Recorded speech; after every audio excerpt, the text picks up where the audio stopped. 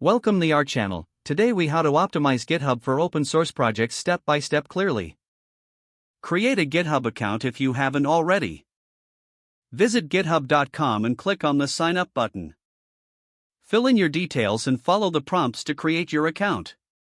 Once logged in, navigate to the top right corner and click the plus icon. Select New Repository from the drop-down menu. Choose a name for your repository that reflects its purpose. Add a description to give potential contributors context about your project. Select whether to make the repository public or private. For open source projects, make sure to select public. Initialize the repository with a README file. This provides a baseline for documentation. Consider adding a .gitignore file tailored for your project type. This helps to exclude unnecessary files from version control. Choose a license for your project to clarify how others can use it. The MIT license is a popular option for open source projects. Click on Create Repository to finalize the setup. Once created, populate your README file with important information.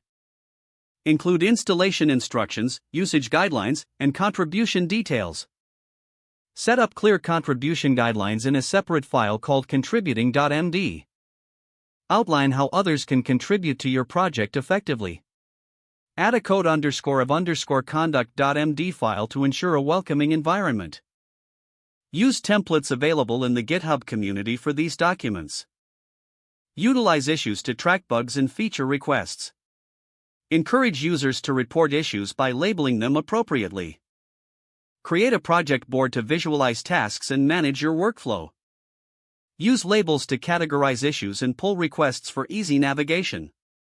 When a contributor submits a pull request, review it thoroughly. Provide constructive feedback and merge only when ready. Consider using GitHub Actions for continuous integration and testing.